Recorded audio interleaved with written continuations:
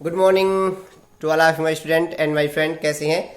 देखिए, चलिए इस समय पेपर आ रहे हैं संविदा शिक्षक ग्रेड 3 वर्ग 3 के जो आ रहे हैं इस एमपी स्टेट में, मध्य प्रदेश में। तो इस समय जो 10, 11 और 12 तारीख की जो पेपर है, इनमें क्या है पेडागॉजी, देखिए आप पहले से जानते हैं कि पहले से पूछी आ रही है।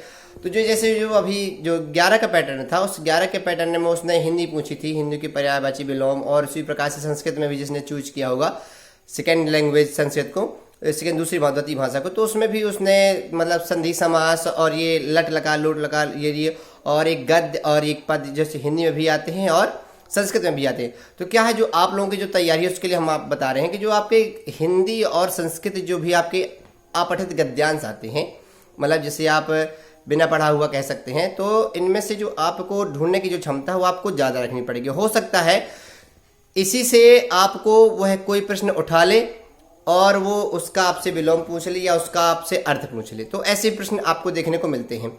और जो आपकी जो पर्यावरण है वो इसमें जो पहले आपके जो प्रारंभिक पेपर थे 5, 6, 7 तारीख, इनमें से पहले आप अंतरिक्ष के बारे में बहुत पूछता था, लेकिन जो ये 11, 12 और 13 का पैटर्न है इसमें अब अंतरिक्ष को उसने कम कर दिया है। इसमें अंतरिक्ष ने पूछ करके वह पर्यावरण की ही चीज़ों को पूछ रहा है। जैसे मिट्टी के बारे में पूछ ले, मिट्टी के हो गया, किसी के पठार के बारे में पूछ लिया, किसी खनिज के बारे में पूछे कि मतलब जैसे उन्हीं आपके अवसायी सेल हो गई या कोयले हो गई, तो इनको जो प्रारंभ में जो निकालते हैं, जब उनको निकाली गई अवस्था है वो क्या कहलाते हैं, ऐसे क्वेश्चन आते हैं। या खनिज पठार किसी कहते हैं, जो खनिज का हृदय है भारत में, वह कौन सा स्टेट कहा जाता है, या किसी कहते हैं कोई पठार का नाम दे दे, ऐसे प्रश्न पूछते हैं। मतलब वो अंतरिक्ष से अब वह प्रश्नों को कम कर रहा है। हम ये नहीं कह रहे कि आपको अंतरिक्ष पढ़ना नहीं है, लेकिन मतलब हमने बताया कि जो एक प्रारंभिक अवस्था थी उसका जो फर्स्ट लेवल था पेपर का 5, 6, 7 तारीखों का, उनमें से वो है अंतरिक्ष को बहुत अधिक पूछा था। उसके सन प्रक्षेपमान और उपग्रह किस देश का था, ऐसे सब पूछ रहा था। फिर बीचों बीच के पेपरों में देखा गया 8, 9, 10 वालों में कि वह क्रिकेट के लिए आया था, आईपीएल को, लेकिन अब क्रिकेट से भी वह मतलब खेल जगत से भी वह नहीं पूछ रहा है। तो मतलब आपको हिंदी में भी जैसे जो आज का है, जैसे जो कल का पेपर था, मतलब जैसे मैं आपको बताऊं जो कल था 12 मार्च, सुबह और शाम के शिफ्ट में, इसमें क्या है उसने खेल और अंतरिक्ष एक भी नहीं पूछा है ना। और जो संस्कृत भी, वो भी संस्कृत जो भाषा थी वो टफ थी। मतलब हम ऐसा नहीं कह रहे हैं कि आपको क्वेश्चन मिलेंगे नहीं, मिलेंगे क्वेश्चन, लेकिन वो संपूर्ण क्वेश्चन में आपको गद्य और पद्य से ना मिलेंगे।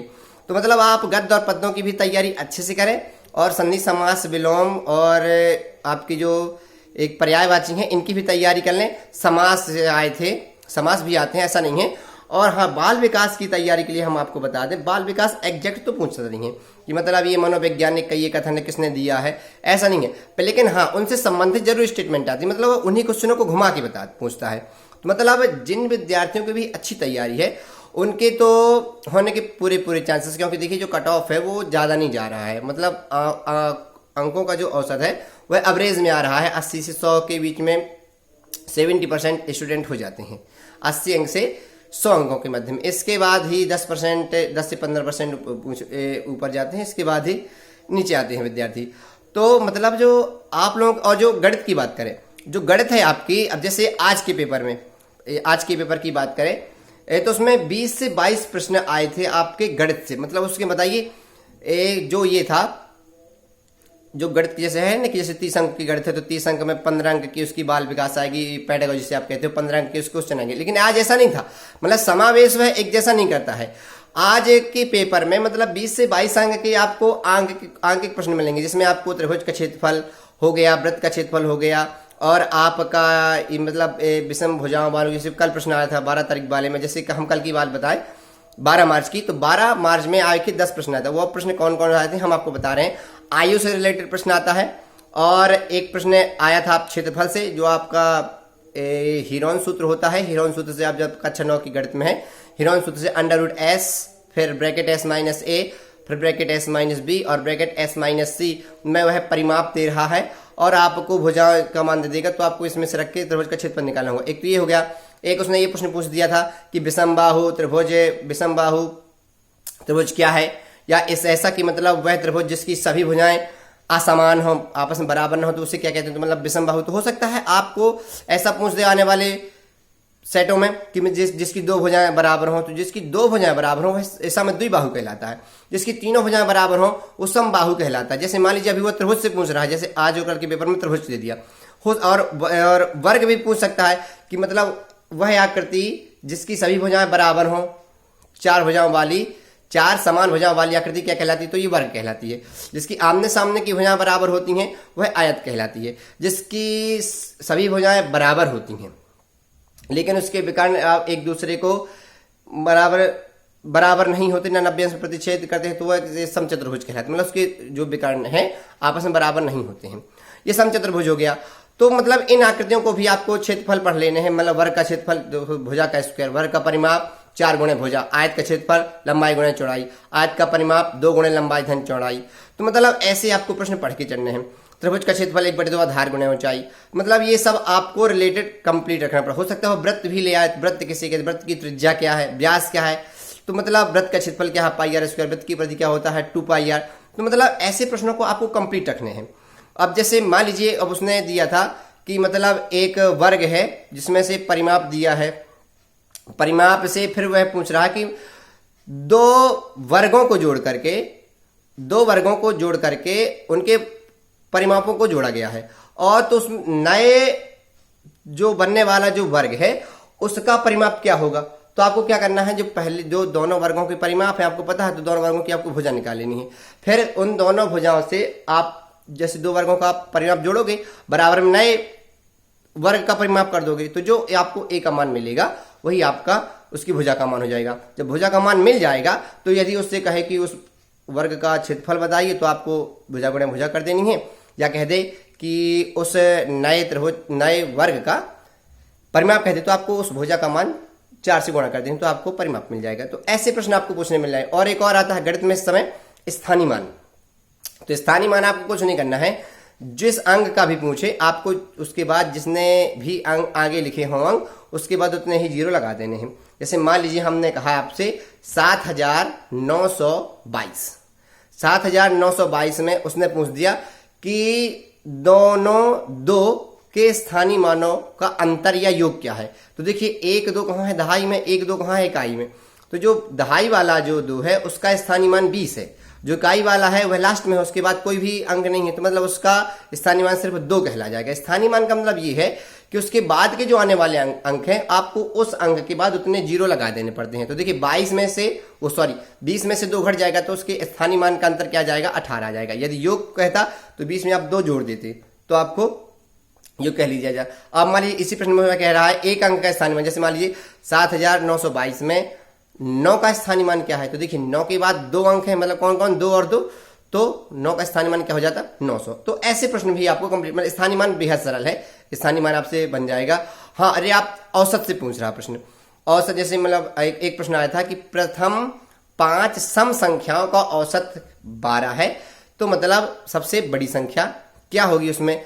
तो मतलब अब आपको क्या करना है, प्रथम 5 संख्याएं सम लेनी है और फिर आपको ऐसा देख लेना कि उनका औसत 12 आना चाहिए। अब जैसे मान लीजिए आपने 2 से प्रारंभ किया, दो एक सम संख्या है, 2 4 6 8 10।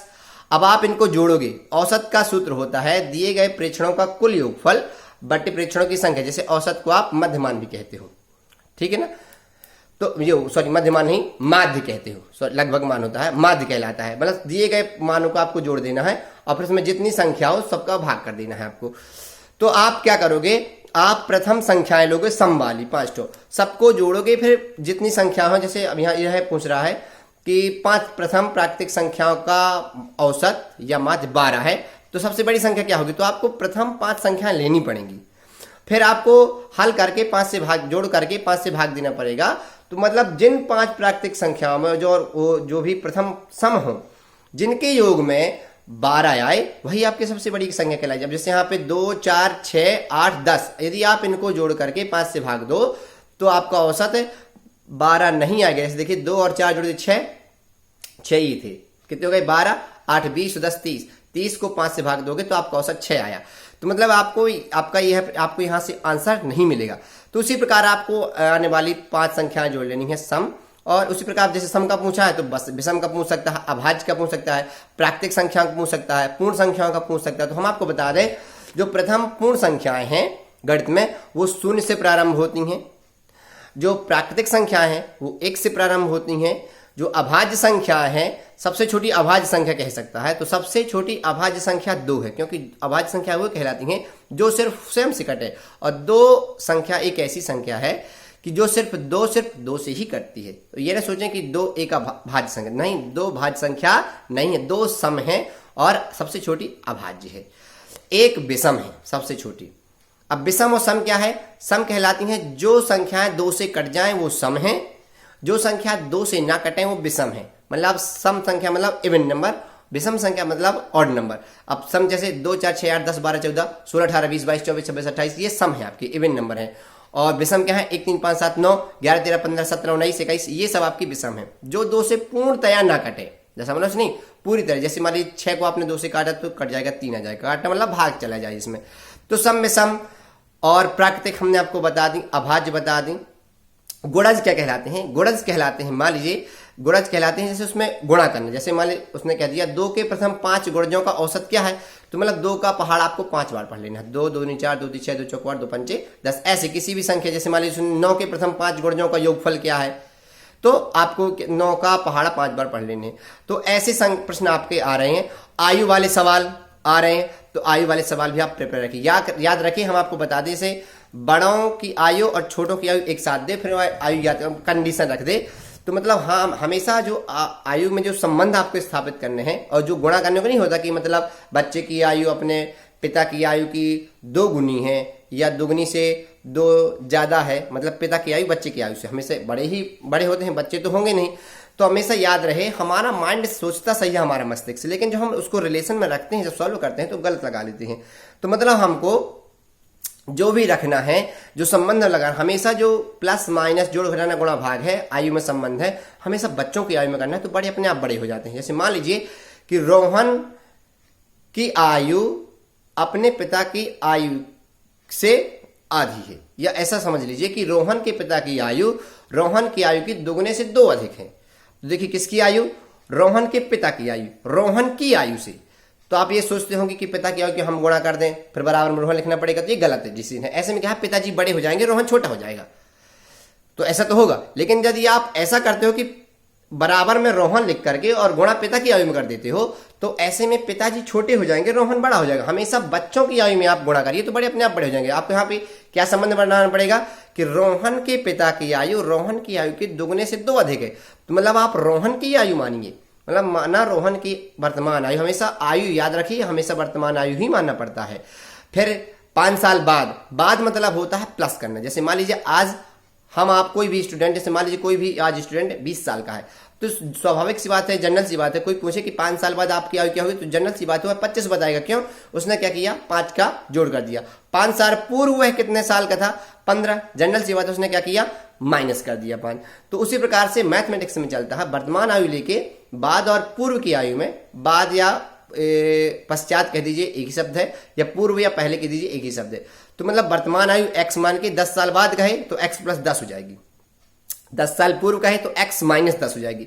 तो देखिए हम आपको यहाँ संबंध बता रहे थे कि रोहन के पिता की आयु रोहन की आयु की दुगने से 2 अधिक थी। तो अब क्या लिखोगे, माना रोहन की आयु x है, तो इसलिए रोहन के पिता की आयु हो जाएगी 2x गुना मतलब गुणा, अधिक मतलब प्लस, कम मतलब माइनस। तो रोहन के पिता की आयु बराबर हो जाएगी, रोहन की आयु x है तो 2x + 2, ये दुगने से 2 अधिक, दुगने से 5 कम, तो 2x - 5 कम। अब फिर वो कहे 5 साल बाद या 10 साल बाद उनकी आयु का क्या मान होगा, तो आपको दोनों की आयु में 5 साल बाद कहे तो 5 जोड़ देना है, दोनों की आयु 5 साल पूर्व कहे तो फिर दोनों की आयु में 5 साल कम कर लेना। तो ऐसे आयु वाले सवाल हैं। भिन्न वाले भी सवाल आपको कंप्लीट करने हैं। हमने औसत बता दिया, माध्य, माध्यक, ये सब आप कंप्लीट कर, जनरल सी बातें पूछ रहा है, ज्यादा कठिन नहीं पूछ रहा। सभी त्रिभुजों के क्षेत्रफल आप कंप्लीट करिए, वर्ग, आयत, इनके क्षेत्रफल कंप्लीट करिए। आपको आकृतियों में संबंध स्थापित करना हो, हिंदी, इंग्लिश, पैडागॉजी भी आप कंप्लीट करिए। ज्यादा विशेष कठिन नहीं आता, लेकिन हाँ देखिए जिनकी तैयारी नहीं होगी उनको तो कठिन लगेगा, लेकिन जिनकी तैयारी है वह आराम से आपकी जो परीक्षा है उसको जनरल फाइट कर जाएगा। विशेष कठिन नहीं आता है। आप सभी पढ़िए, हमारी शुभकामना है कि आप सभी का चयन हो जाए, और जो भी और गणित के हमसे जो भी हो जाएंगे बताते हुए व्यंजक, जैसे मान लीजिए इन्हीं का त्रिभुज के क्षेत्रफल कैसे निकालते हैं, वर्ग, आयत, क्षेत्रफल, इनके क्षेत्रफल कैसे निकालते हैं तो हम आपको वीडियो बना के डाल देंगे। आज हमने आपको इन्फॉर्मेशन बताई कि अब पेपर जैसे आज के जो पेपर हैं 14 मार्च के तो बेहद सरल आए हैं। मतलब अब बताइए मैथ के 20 से 22 क्वेश्चन आए हैं, उसमें पेडागॉजी नॉर्मल आई है। तो वैसे ही मतलब पेडागॉजी से ही आपके जो प्रश्न पत्र हैं वो कठिन हो जाते हैं, उसी के आधार पर सरल हो जाते हैं। तो मतलब आप बिल्कुल घबराइए नहीं, बिल्कुल इत्मीनान से पढ़िए, आत्मविश्वास के साथ पढ़िए, पढ़ते रहिए और हम आपको वीडियो डालते रहेंगे। मतलब अब अगली वीडियो में हम आपको कल की वीडियो में वर्ग, आयत, क्षेत्रफल, सभी त्रिभुजों के क्षेत्रफल जो होंगे, जैसे किसी भी त्रिभुज का क्षेत्रफल होगा उनके सूत्र और उनसे संबंधित प्रश्न, इनसे संबंधित प्रश्न डालते रहेंगे। पढ़ते रहिए, हमारी शुभकामनाएं आप सबके साथ हैं। भगवान भोलेनाथ आप सभी का भविष्य उज्जवल करे। जय श्री राम।